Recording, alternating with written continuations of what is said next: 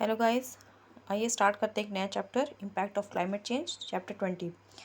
और उम्मीद है आप लोग की तैयारी बहुत अच्छी चल रही होगी। और वाईशेष चैनल को ज़रूर सब्सक्राइब कीजिए अगर आपने सब्सक्राइब नहीं किया है। हमारे जो नए इनिशिएटिव्स हैं उनका फ़ायदा उठाइए। हम लोग बहुत अच्छा कंटेंट लेकर आ रहे हैं ताकि आपकी प्रिपरेशन को हम एक बूस्ट दे सकें, राइट। तो फिर आप ज़रूर इसे फॉलो कीजिए। चलिए स्टार्ट करते हैं। तो फिर यहाँ ये एक बहुत इंपॉर्टेंट चैप्टर है, राइट। इन्वायरमेंट वैसे भी आपको पता है एक काफ़ी बड़ा चंक आता है इसमें से, प्रीलिम्स में से क्वेश्चंस। और हम बहुत सारे 9 PM पे हम प्रीलिम्स के क्वेश्चंस भी लेकर आ रहे हैं। तो प्लीज़ आप उन वीडियोस को रेगुलरली देखिए, राइट। तो ये इम्पैक्ट ऑफ क्लाइमेट चेंज के बारे में बात करने जा रहे हैं आज। इस पूरे चैप्टर में वही है। तो पहला देखते हैं एग्रीकल्चर और फूड सिक्योरिटी पे क्या इस असर पड़ता है, राइट। तो क्लाइमेट चेंज क्या है, जो क्रॉप यील्ड होती है, राइट, उसे भी। तो ये जो एग्रीकल्चर और फूड सिक्योरिटी पे सिक्योरिटी है, उस पर क्लाइमेट चेंज का कैसा असर पड़ता है आइए देखते हैं। तो फिर यहाँ पे बता रहे हैं जो क्लाइमेट चेंज है उसकी वजह से क्रॉप यील्ड मतलब जो हमें फसलें उगती हैं तो उसकी जो पैदावार है वो काफ़ी ज़्यादा उस पर इफ़ेक्ट पड़ता है, राइट।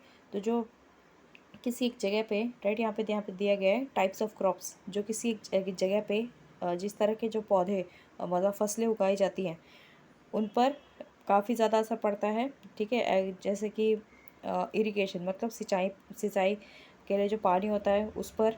और जो सोलर रेडिएशन मतलब जो अ, जिसे कहते हैं सूरज से जो मतलब वो आता है, रेडिएशन आता है, उसका वो कितना आएगा, उसका अमाउंट, राइट, वो कितना आएगा उस पर प्लांट की जो ग्रोथ होती है वो डिपेंड होती है।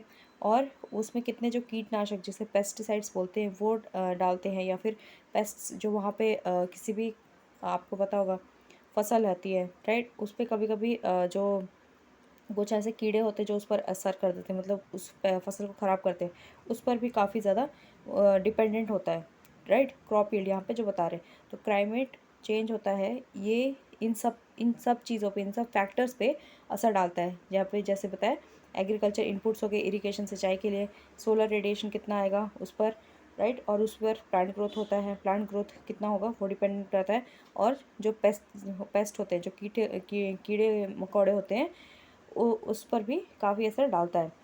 तो जो मॉडरेट वार्मिंग मतलब 1 से 2 डिग्री तक की अगर जो टेम्परेचर, मीन टेम्परेचर जो होती है, अगर उसमें चेंज हो जाए तो कुछ एरियाज़ में जैसे टेम्परेट एरियाज़ है वहाँ की क्रॉप्स जो होती है, वहाँ की जो फसलें होती है, उन पर बहुत ज़्यादा फ़र्क नहीं पड़ता है, राइट। उस पर थोड़ी बहुत फ़र्क पड़ता है और एक तरह से उसके लिए बेनिफिशियल होता है, यहाँ पे वो बेनिफिशियल होता है। लेकिन जो लोअर लैटीट्यूड है, राइट, जैसे कि ड्राइड ट्रॉपिक्स हो गए, ट्रॉपिकल एरियाज़ हो गए, राइट, और वहाँ पे थोड़े बहुत भी जो इवन मॉडरेट चेंज जैसे 1 से 2 डिग्री तक भी अगर वहाँ पे चेंज आ गया तो काफ़ी बुरा असर डालता है, जो वहाँ की जो पैदावार है उस पर काफ़ी बुरा असर डालता है, वहाँ की जो फसलें पर काफ़ी बुरा असर डालता है। तो मतलब कुल मिलाकर ये कह रहे हैं कि जो क्लाइमेट चेंज होता है, राइट, जो धीरे धीरे चेंज आता जा रहा है, टेम्परेचर बढ़ रहा है, उसकी वजह से काफ़ी बुरा असर पड़ता है फसलों पर।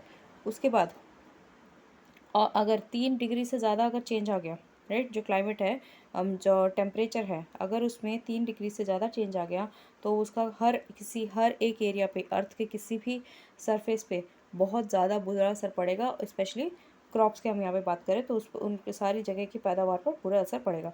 और यहाँ पे आईपीसीसी की थर्ड असेसमेंट रिपोर्ट थी जो 2001 में कंडक्ट कराई गई थी, राइट।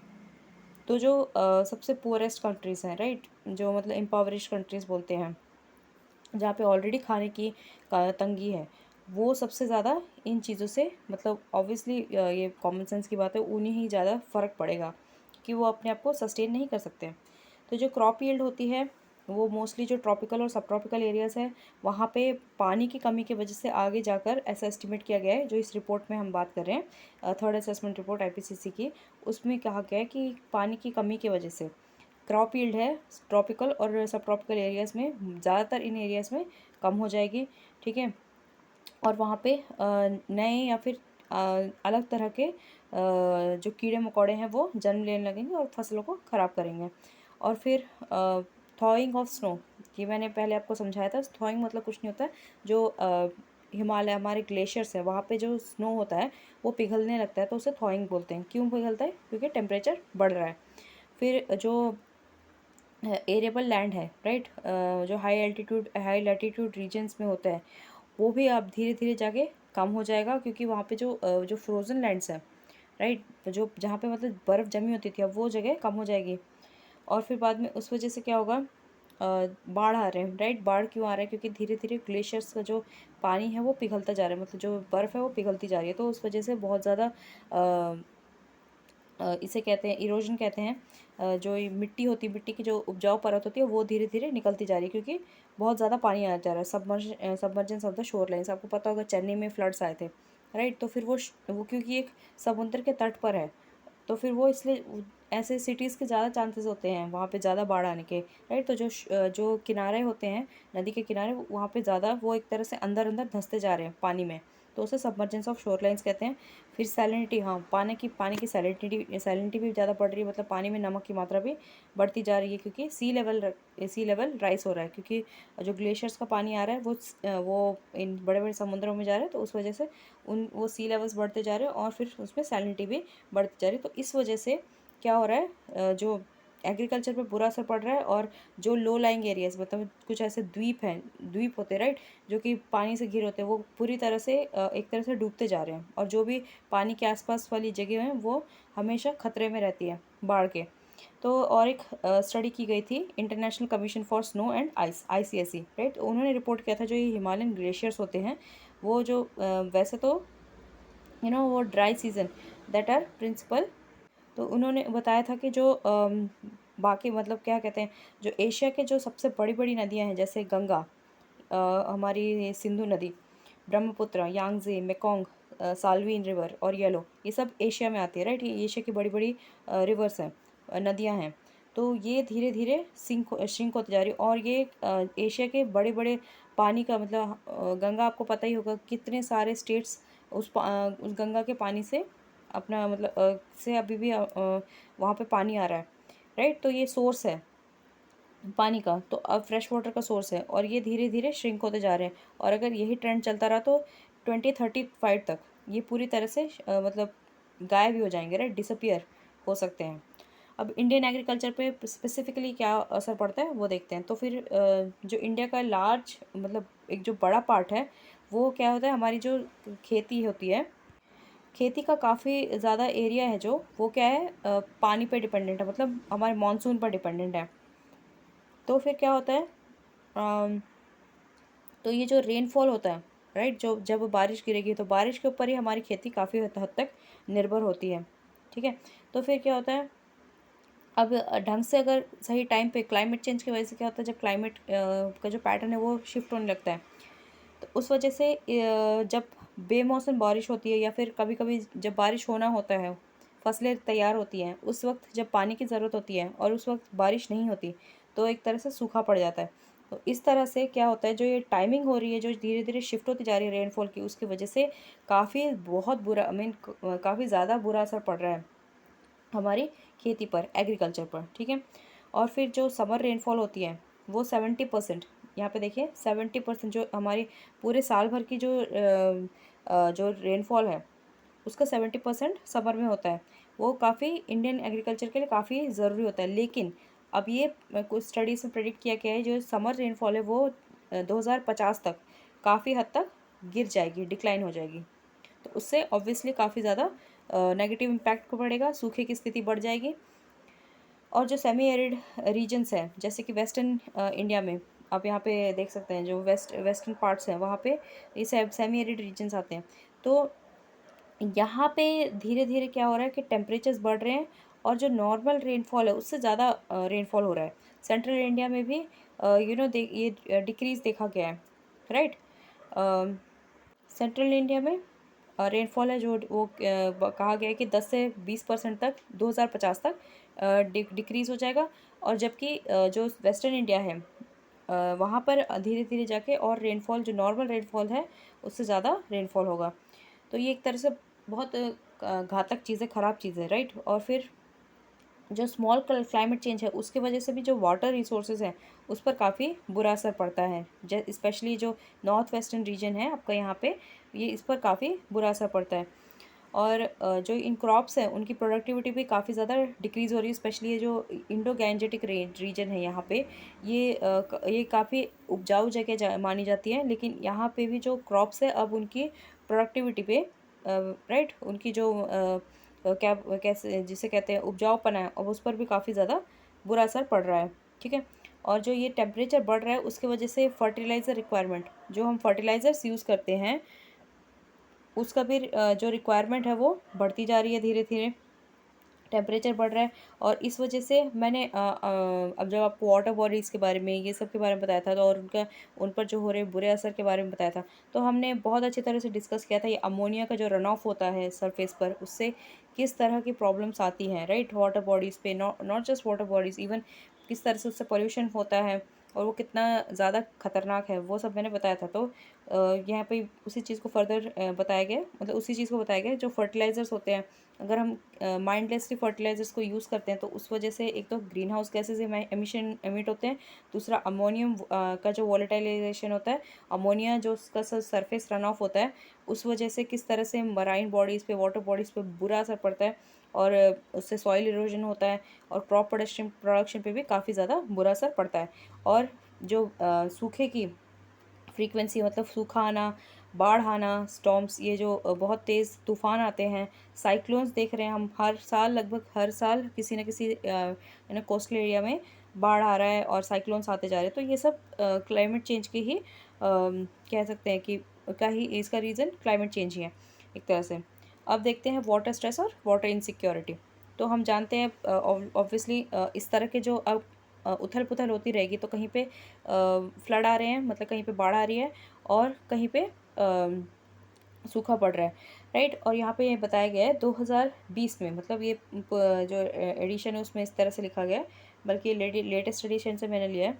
तो यहाँ पे बताया गया है कि 75 टू 250 मिलियन पीपल, उन्हें उन पर ये जो क्लाइमेट है, क्लाइमेट चेंज है, उस पर उसकी वजह से डायरेक्ट उन पर असर दिखने लगेगा, राइट। मतलब उनके जो पानी है, जो पानी उन्हें पहले उपलब्ध रहता था, अब वो उन्हें उस तरह से उपलब्ध नहीं होगा, और लगभग 75 से लेकर 250 मिलियन इतने लोग तक इस पर लोग इससे डायरेक्टली अफेक्ट होंगे। उनका पानी जो उन्हें उपलब्ध रहता था वो नहीं होगा, और ये जो पानी की कमी है ये धीरे धीरे बढ़ती जा रही है। उस वजह से क्या हो रहा है, अब ऑब्वियसली पानी से क्या होती है, सिंचाई होती है, इरिगेशन होती है, अगर वो नहीं होगा तो फूड इनसिक्योरिटी ऑब्वियसली बढ़ेगी, और उस वजह से कॉम्पिटिशन्स, कंट्रीज़ में कॉम्पिटिशन्स बढ़ने लगेंगे, और हो भी रहा है ऐसा, राइट। ये कोई बहुत पुरानी चीज़ नहीं, बहुत बहुत फ्यूचरिस्टिक नहीं है, ये हो रहा है, राइट। कंट्रीज़ में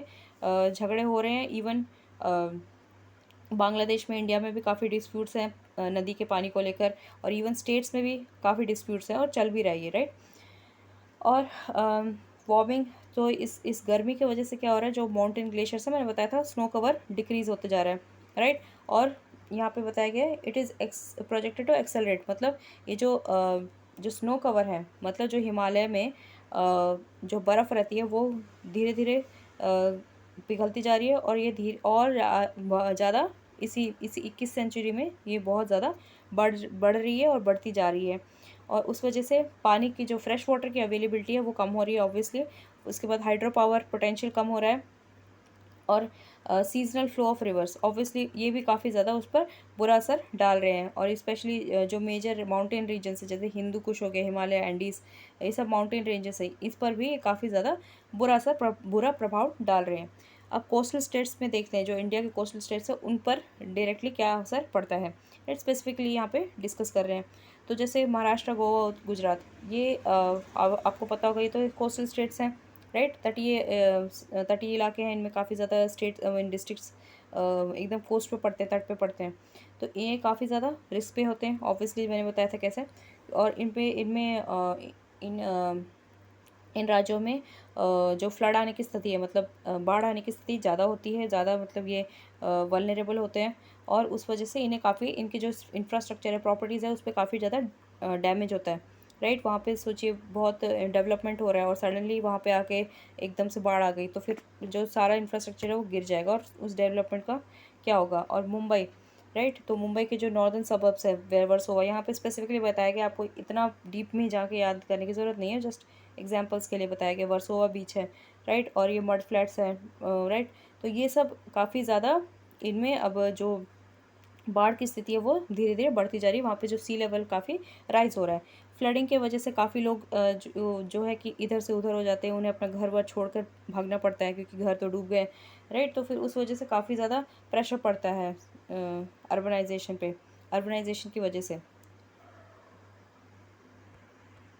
और ये जो सी वाटर है वो धीरे धीरे क्या आता है, फ्रेश वाटर जो सप्लाई होती है, जैसे जो नीचे पानी होता है वो फ्रेश वाटर होता है, उसमें भी ये जो सी वाटर है एक तरह से पेनिट्रेट कर रहा है, अंदर चला जा रहा है, और उस जो पानी फ्रेश वाटर था उसमें सैलिनिटी ज़्यादा हो रही है, और उस वजह से ऑब्वियसली काफ़ी ज़्यादा हमें परेशानी हो रही है, और फ्रेश वाटर की अवेलेबिलिटी कम होती जा रही है। और उड़ीसा ये भी कोस्टल एरिया है, ये स्टेट तो काफ़ी ज़्यादा अफेक्टेड है, राइट, इन साइक्लोन से। हर साल लगभग वहाँ पे हम देखते हैं कि वहाँ पे साइक्लोन्स आ रहे हैं, चक्रवात आ रहे हैं, और वहाँ पे बहुत सारी जो स्पीसीज़ होती हैं, राइट, हमें पता है वहाँ पे कितने इम्पॉर्टेंट हमारे बायोडाइवर्सिटी है, राइट, वहाँ पे ऑलिव रिडली टर्टल है, और वहाँ पे कितने सारे कोरल रीफ्स हैं, उन पर ऐसे इस बायो स्पीसीज बायो डाइवर्सिटी पर कितना एडवर्स इफेक्ट पड़ रहा है एक्चुअली।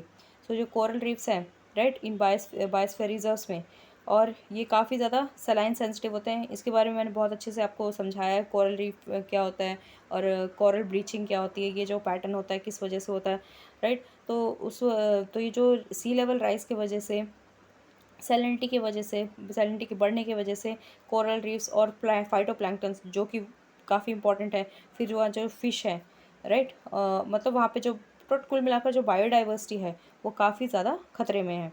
और जो Ganga delta, I mean Ganges delta, मतलब जो गंगा का हमारा डेल्टा है वो भी काफ़ी ज़्यादा, मतलब वहाँ पे भी बाढ़ आने की काफ़ी ज़्यादा, मतलब सी लेवल राइज होने की वजह से वहाँ पे भी आगे काफ़ी ज़्यादा बाढ़ आने की स्थिति बनी रहती है। फिर इकोसिस्टम और बायोडाइवर्सिटी के बारे में देखते हैं। तो क्लाइमेट चेंज का ये क्लाइमेट चेंज का मतलब इसमें काफ़ी ज़्यादा क्षमता है कि ये जो हमारे जो इतनी जो इमेंस बायोडाइवर्सिटी है, राइट, हमारे इंडिया की बायोडाइवर्सिटी काफ़ी ज़्यादा है, तो उन सब पर ये बुरा असर डाल सकती है। ये कहा गया है कि जो फ्लोरा फौना, मतलब जो पेड़ पौधे हैं और जानवर हैं, राइट, हमारी जो बायोडाइवर्सिटी है, फ्लोरा फ्लोना फौना, वो फ्यूचर में काफ़ी ज़्यादा ऐसे जो स्पीसीज़ है वो आगे जाकर विलुप्त हो जाएंगे, एक्सटिंक्ट हो जाएंगे, और mainly because of human, right, anthropological reasons की वजह से, ह्यूमन एक्टिविटीज़ की वजह से ये आगे जाकर विलुप्त होने वाले हैं। और international world wild life fund WWF ने कहा है कि जो स्पीसीज़ हैं जो स्पेशली ट्रॉपिक्स और पोलर्स में रहती है वो स्पीसीज़ काफ़ी ज़्यादा रिस्क में है, राइट। और इनका बहुत बड़ा, मतलब कैटेस्ट्रॉफिक, मतलब एक तरह से कहे डिज़ास्टर से भी बड़ा जो शब्द होता है वो होता है कैटेस्ट्रॉफी। तो ऐसा इतना बुरा असर पड़ता है जो मराइन इकोसिस्टम है उस पर, क्लाइमेट चेंज का काफ़ी ज़्यादा बुरा असर पड़ता है, ऐसा असर कि उसके बाद फिर वो कभी वापस जो बायोडाइवर्सिटी है वो वापस पहले जैसी नहीं हो पाएगी, राइट, क्योंकि वो विलुप्त हो जाएंगे। सो इस तरह से जो सी टेम्परेचर बढ़ रहा है और जो ओशन सर्कुलेशन होता है उसमें जो चेंजेस आ रहे हैं, और ओशन एसिडिफिकेशन, इसके बारे में हमने पूरा एक चैप्टर डिस्कस किया ओशन एसिडिफिकेशन के बारे में, राइट। तो ये जो फिनोमिना हो रहे हैं उसके वजह से जो मराइन इकोसिस्टम है, मराइन बायोडाइवर्सिटी है, वो उस पर बहुत बुरा असर पड़ रहा है, राइट। और आगे देखते हैं, तो इम्पैक्ट ऑन इंडियाज़ बायोडाइवर्सिटी। अब इंडिया की बायोडाइवर्सिटी पे स्पेसिफिकली हम बात करते हैं। तो इंडिया में काफ़ी ज़्यादा बायोडाइवर्सिटी, मेगा बायोडाइवर्सिटी है, राइट, बहुत, यहाँ पे ग्लेशियर से लेकर डेजर्ट्स हैं। तो क्लाइमेट चेंज इन सब इकोसिस्टम पर ऑब्वियसली बुरा असर डाल रहा है, बहुत ज़्यादा इन्हें खतरा पहुँचा रहा है। जो माउंटेन इकोसिस्टम है वहाँ पे काफ़ी ज़्यादा बायोडाइवर्सिटी होती है, क्योंकि उन्हें तो मतलब हॉटस्पॉट कहा जाता है बायोडाइवर्सिटी का, क्योंकि वहाँ पे जो स्पीसीज़ होती है वहाँ पे उस तरह से रहती है, ठीक है। और हॉटस्पॉट किसे डिक्लेयर किया जाता है उसके भी कुछ क्राइटेरियाज हैं, आपको ज़रूर पता होना चाहिए, राइट।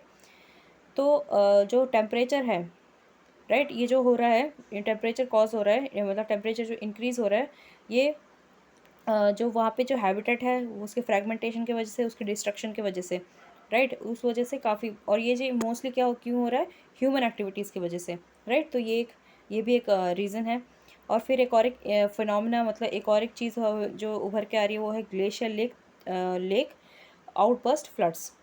तो क्या होता है, जो ईस्टर्न और सेंट्रल हिमालयाज़ हैं उन पर जो बाढ़ के वजह से क्या होता है, बहुत बुरा असर पड़ रहा है, उसकी वजह से लाइफ प्रॉपर्टी, फॉरेस्ट और फार्म्स, मतलब वहाँ पे जो जंगल है, वहाँ की प्रॉपर्टी है, वहाँ के लोग हैं, रहने वाले लोग, उन पर बहुत ज़्यादा बुरा असर पड़ रहा है। ये जो फिनोमिना निकल के आ रहा है, ग्लेशियर लेक आउटबर्स्ट फ्लड्स, ठीक है। तो और ये क्यों हो रहा है? ऑब्वियसली ऑब्वियस रीजन है, क्लाइमेट चेंज की वजह से ये, क्योंकि ये सारी चीज़ें लिंक्ड हैं। तो ये काफ़ी फ्रेजाइल इकोसिस्टम्स होते हैं, राइट, हमें पता है माउंटेन इकोसिस्टम्स। और ऐसे फ्रेजाइल इकोसिस्टम में फिर आगे जाके जब बाढ़ आ जाती है, इस तरह की बाढ़ आती है तो बहुत भीषण होती है। वहाँ पे फिर लोग सर्वाइव नहीं कर पाते, जैसे कि हमने केदारनाथ में देखा था।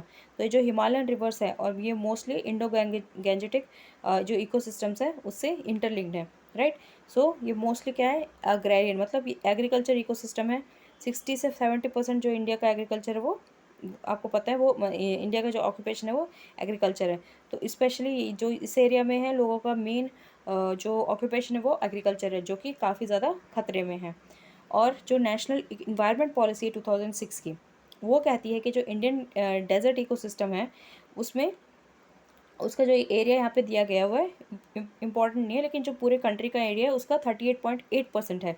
लगभग ये 10 स्टेट्स में, इंडिया के 10 स्टेट्स में ये जो डेजर्ट इकोसिस्टम है वो फैला हुआ है, राइट। तो फिर जो इंडिया का जो डेजर्ट इकोसिस्टम है, स्पेशली फौना, राइट, वो काफ़ी ज़्यादा उस मतलब उसमें वहाँ पे बहुत सारी वेराइटीज़ हैं स्पीसीज़ की, इसलिए उसे स्पीसीज़ डाइवर्सिटी कहते हैं। उसमें मैमल्स हैं, और जो काफ़ी हमने देखा होगा माइग्रेशन करके बर्ड्स आ जाती है, काफ़ी सारी साइबेरिया ये सबसे माइग्रेट करके बर्ड्स आती हैं।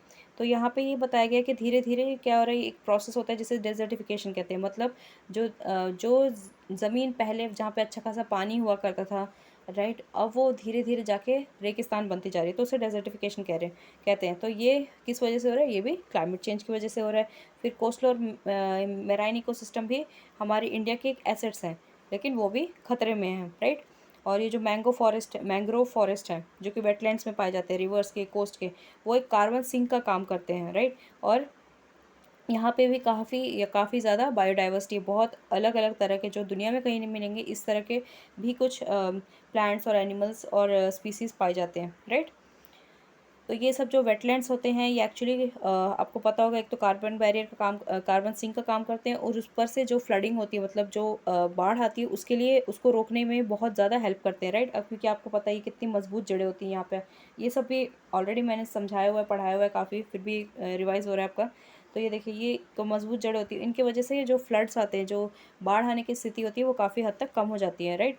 और साइक्लोन्स ये सब भी इसे काफ़ी ये अपने पर झेल लेता है, जिससे कि वहाँ पे लोगों के लिए बहुत सुरक्षा हो जाती है। लेकिन अब क्या हो रहा है, जो क्लाइमेट चेंज की जो पर्सपेक्टिव है उसकी वजह से, मतलब उसको ध्यान में रखते हुए, लेकिन अब ये जो मराइन इकोसिस्टम पर कोरल पर बुरा असर पड़ रहा है, जैसे कि क्लोरल ब्लीचिंग, ये सब प्रॉब्लम्स वहाँ पे बढ़कर आ रही है। इंडिया जो कि काफ़ी ज़्यादा मानसून पर डिपेंडेंट होता है अपने एग्रीकल्चर के लिए, और एग्रीकल्चर में स्पेशली सिंचाई के लिए मानसून पे काफ़ी डिपेंडेंट होता है, राइट। और जो अपने जो बायोडाइवर्सिटी को बचाने के लिए भी पानी पर, मतलब रेनफॉल पर काफ़ी ज़्यादा इंडिया डिपेंडेंट है। अगर इंडिया में मानसून नहीं होगा तो यहाँ पे इंडिया में कुछ भी नहीं हो पाएगा, राइट। लेकिन ये जो क्लाइमेट चेंज होता है उसकी वजह से जो मानसून का जो पैटर्न है काफ़ी ज़्यादा चेंज देखने में आया है कुछ रिसेंट ईयर्स में। अब जो क्लाइमेट चेंज है उसका हेल्थ पर क्या असर पड़ता है? ऑब्वियसली जब इतना कुछ हमारे इन्वायरमेंट में डिस्टर्बेंस हो रही है तो ऑब्वियसली हमारे हेल्थ पर भी बुरा असर पड़ेगा ही। तो ये जो ह्यूमन, हमारी जो मैनकाइंड है, उस पर ये बहुत बड़ा बहुत बड़ा खतरा मंडरा रहा है, राइट, इस क्लाइमेट चेंज की वजह से। कहा जाता है कि हर साल 8 लाख जो लोग हैं वो एयर पोल्यूशन की वजह से मर जाते हैं, और 1.8 मिलियन लोग हैं डायरिया की वजह से मर जाते हैं, और जिन्हें की मतलब साफ पानी नहीं मिल पाता ढंग से, वहाँ पे सैनिटेशन नहीं होती, वहाँ प्योर हाइजीन की वजह से उनसे हुई बीमारियों की वजह से मर जाते हैं, डायरिया से जैसी बीमारियों से 1.8 मिलियन लोग हर साल मर जाते हैं, और 3.5 मिलियन लोग माल न्यूट्रिशन ये सब की वजह से मरते हैं, और 60,000 लोग नेचुरल डिज़ास्टर्स की वजह से मर जाते हैं। और ये सब कहीं ना कहीं लिंक्ड है हमारे क्लाइमेट चेंज से, राइट। तो फिर एक वार्मर और ऐसा क्लाइमेट जो कि बहुत चेंज होते रहता है, बार बार चेंज हो रहा है, राइट। और उसमें काफ़ी ज़्यादा एयर पोल्यूटेंट्स हैं, और बहुत सारी बीमारियां उससे फैल रही हैं। पानी जहाँ पे एक शुद्ध नहीं है, पानी क्लीन नहीं है, वहाँ पे जो खाना है वो बिल्कुल बहुत ख़राब है, राइट। एकदम घटिया तरह का खाना है, मतलब साफ़ नहीं है, बिल्कुल कुछ भी साफ़ सुथरा नहीं है। तो इन सब चीज़ों का बहुत ज़्यादा हमारे हेल्थ पर असर पड़ता है और बहुत ज़्यादा बुरा असर पड़ता है, राइट। तो ये बता रहे हैं। तो जो फ्रेश वाटर नहीं होना, उसकी वजह से सूखे का आना, फिर कंटेमिनेशन ऑफ फ्रेश वाटर्स, क्योंकि जो फ्लड्स आते हैं, फ्लड्स की वजह से मैंने जैसे बताया था पर्कुलेशन हो जाता है, जो सी वाटर का फ्रेश वाटर में पर्कुलेशन हो जाता है, तो उसकी वजह से भी बहुत ज़्यादा जो फ्रेश वाटर है उस पर, उसकी शुद्धता पर काफ़ी बुरा असर पड़ता है। तो ये उसकी वजह से बहुत सारी बीमारियाँ आने लग जाती है, जैसे कि डायरियल डिजीज़ आने लग जाते हैं। फिर एंडेमिक मॉर्बिडिटी एंड मॉर्टेलिटी, जिससे कि जो डायरिया के इस तरह की जो डिसीज़ की वजह से जो लोगों की मृत्यु दर है वो भी बढ़ती जा रही है। और जहाँ पे ये फ्लड्स और ड्रॉट्स ये सब आते रहते हैं, जैसे कि ईस्ट साउथ ईस्ट और east south and south east Asia, यहाँ पर ये जो हाइड्रोलॉजिकल साइकिल है, मतलब जो पानी का जो साइकिल है वो डिस्टर्ब हो रहा है, चेंज हो रहा है, उस वजह से ये जो बीमारियों में काफ़ी ज़्यादा इजाफा आ रहा है, राइट। और लोगों की मौत भी इससे ज़्यादा हो रही है।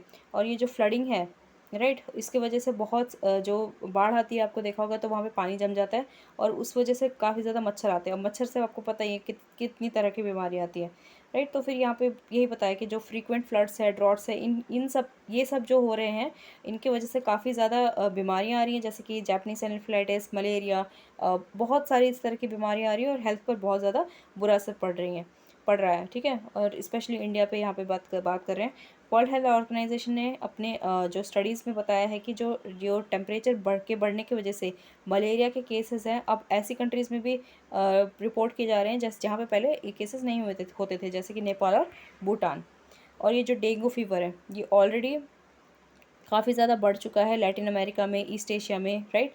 और इंडिया तो ऑलरेडी इससे सफ़र कर रहा है, कितने लोग मर जाते हैं कभी कभी डेंगू फीवर से। तो स्टडीज़ ने बताया है कि जो क्लाइमेट चेंज की वजह से जो पॉपुलेशन है, इस पॉपुलेशन इसकी जो रिस्क में है और भी ज़्यादा बढ़ता जा रहा है। अफ्रीका में स्पेशली 90 मिलियन जो है बाय 2030, और लोग मतलब इससे ज़्यादा खतरे में होंगे, राइट। और ग्लोबली पूरा जहाँ पे बताया गया है कि 2 बिलियन लोग 2080 तक पूरी तरह से इसके चपेट में होंगे। और जो टेम्परेचर बढ़ने की वजह से जो चेंजेस आ रहे हैं रेनफॉल के पैटर्न्स में, राइट, उसकी वजह से क्रॉप यील्ड से सब काफ़ी ज़्यादा ख़राब हो रही है। ऑब्वियसली ये तो पहले भी डिस्कस किया हुआ है, स्पेशली जो डेवलपिंग कंट्रीज़ है या फिर इम्पावरिश कंट्रीज़ है, वो ऑब्वियसली सबसे ज़्यादा इफेक्टेड हो रही हैं, वहाँ की पॉपुलेशन पे ज़्यादा बुरा असर पड़ रहा है। तो इस वजह से क्या होगा, माल न्यूट्रिशन, जो फूड इनसिक्योरिटी है वो और ज़्यादा बढ़ती जाएगी, माल न्यूट्रिशन, अंडर न्यूट्रिशन, ये सब बढ़ता जाएगा, स्पेशली अफ्रीकन स्टेट में, राइट, ठीक है। क्योंकि वहाँ पे जो एग्रीकल्चर है वो काफ़ी ज़्यादा कम हो जाएगी, 50% तक कहा जा रहा है कि वो कम हो सकती है। अब आगे देखते हैं। और हमने एक चैप्टर पढ़ा था ओजोन लेयर डिप्लीशन के बारे में, राइट, ये कितना क्रूशियल है। तो ये भी जो है, ये फिनोमिना भी क्लाइमेट चेंज की वजह से काफ़ी ज़्यादा मतलब ये भी उससे अछूता नहीं है। और इस वजह से अगर ये जो स्ट्रेटोस्फेयर में ओजोन की लेयर है, अगर ये एक धीरे धीरे गायब होने लग गई, तो उससे क्या होगा, जो स्किन कैंसर के जो केसेस है वो धीरे धीरे उनमें इजाफा आता रहेगा, ठीक है। क्योंकि यूवी रेज डायरेक्टली पेनिट्रेट कर सकेंगी, हमारे पास एक शील्ड था जो वो धीरे धीरे खोता जा रहा है, और उस वजह से ये जो इंसिडेंट्स है वो बढ़ते जा रहे हैं एक्चुअली। और इसके वजह से क्या हो रहा है, पीपल जो जो लोग ये जो कैटरैक्ट, मोतियाबिंद की बीमारी होती है, उससे भी ज़्यादा ये धीरे धीरे लोग इफ़ेक्ट हो रहे हैं, क्योंकि और उनका इम्यून सिस्टम भी कम होता जा रहा है। तो ये सब जो इम्यून सिस्टम का कम होना, कैटरैक्ट का होना, स्किन कैंसर, ये सब ओजोन लेयर के डिप्लीशन की वजह से हो रहा है, जो कि रिलेटेड है, आई मीन जिसके किस वजह से हो रहा है, क्लाइमेट चेंज की वजह से। और ये जो नेगेटिव इम्पैक्ट है वो सिर्फ पुअर पॉपुलेशंस पे ही नहीं, बाकी और ऐसे पॉपुलेशंस पर भी, right, are concentrated on poor population that are already have compromised health prospects। तो इनका जो नेगेटिव इफेक्ट्स है, ज़्यादातर ये देखा गया है कि पुअर कंट्रीज़ पे, पुअर पॉपुलेशंस पर ही ज़्यादा होता है, क्योंकि ऑलरेडी वो काफ़ी ज़्यादा वल्नरेबल होते हैं, राइट। तो उन पर ये और भी ज़्यादा इफ़ेक्ट डालता है। और उस वजह से जो इनक्वालिटी है, हम बात करते हैं सस्टेनेबल डेवलपमेंट गोल्स की, हम बात करते हैं एंड ऑफ इक्वालिटी की, लेकिन इस वजह से इन कारणों की वजह से भी इनक्वालिटी धीरे धीरे और बढ़ती जा रही है, जो गैप है और बढ़ता जा रहा है। फिर ये जो बैलेंस है पॉजिटिव और नेगेटिव हेल्थ इम्पैक्ट का, राइट, ये हर तरह से मतलब बढ़ता जा रहा है। जो बैलेंस बिठाना है वो काफ़ी ज़्यादा मुश्किल होता जा रहा है धीरे धीरे। तो इसके साथ ये चैप्टर फिनिश होता है। इंटरेस्टिंग चैप्टर था ये, और आई ओपनर था आई थिंक हमारे लिए। और ऑलरेडी बहुत सारी चीज़ें इसकी हमने पहले डिस्कस कर रखी है, बट एक चैप्टर इन्होंने बनाया है ताकि हम समझ सकें एटलीस्ट कि जो क्लाइमेट चेंज है वो कितना ज़्यादा बुरा असर डाल रहा है, राइट। सो प्लीज़, अगर आपको चैप्टर पसंद आई मीन आपको ये लेक्चर पसंद आया है, इस वीडियो को लाइक कीजिए, शेयर कीजिए और वॉइस साइंस चैनल को सब्सक्राइब ज़रूर कीजिए, राइट। Thank you.